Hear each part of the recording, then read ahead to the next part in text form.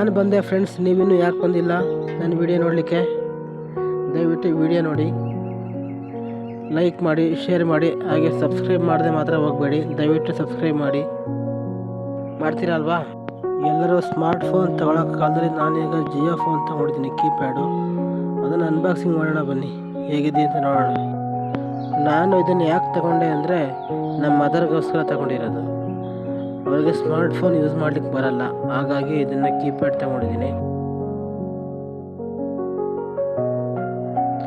ಮತ್ತು ಈ phone use ಮಾಡಲಿಕ್ಕೆ ಕೂಡ ಅವ್ರಿಗೆ ಬರಲ್ಲ, ಬರೋ ಫೋನ್ ಎತ್ಕೊಂಡು ಅಲೋ ಅಂತಾರಷ್ಟೇ.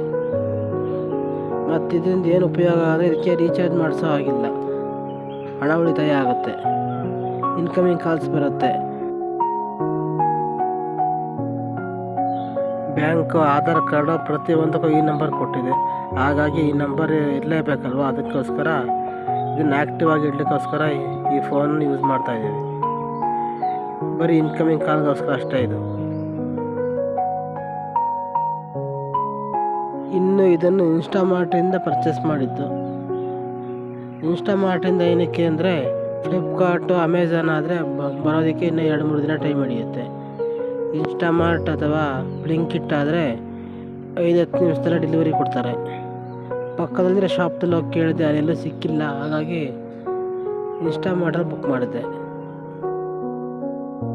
ಇನ್ನು ಪ್ರೈಸ್ ಬಗ್ಗೆ ಮಾತಾಡೋದಾದರೆ 760 ರೂಪಾಯಿ ಆಗಿದೆ, 767 ರೂಪಾಯಿ. ಮತ್ತು ಡೆಲಿವರಿ ಚಾರ್ಜು 10 ರೂಪೀಸ್ ತಗೊಂಡಿದ್ದಾರೆ. ಟೋಟಲ್ 776 ರೂಪಾಯಿನ ಕೊಟ್ಟಿದ್ದೀನಿ ಇದಕ್ಕೆ. ಮಾಮೂಲಿ ಫ್ಯೂಚರ್ಸ್ ಎಲ್ಲ ಏನಿದೆ ಅಂತ ನಿಮಗೆ ಗೊತ್ತಿದೆ, ನಾನೇನು ಹೇಳಬೇಕಾಗಿಲ್ಲ.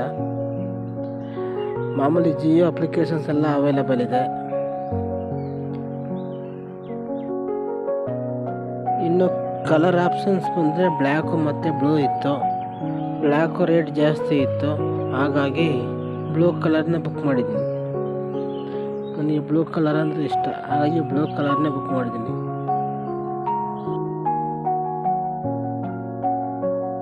ಮೊದಲು ಕೂಡ ಜಿಯೋದೇ ಕಾರ್ಬನ್ ಫೋನ್ ಇತ್ತು, ಅದರ ಬ್ಯಾಟ್ರಿ ಹೋಗಿದೆ.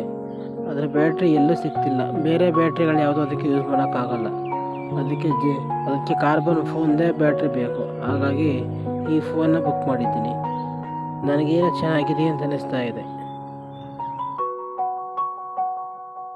ಹಾಗೆ ನನ್ನ ಚಾನಲ್ ಸಬ್ಸ್ಕ್ರೈಬ್ ಮಾಡಿ, ಲೈಕ್ ಮಾಡಿ, ಶೇರ್ ಮಾಡಿ.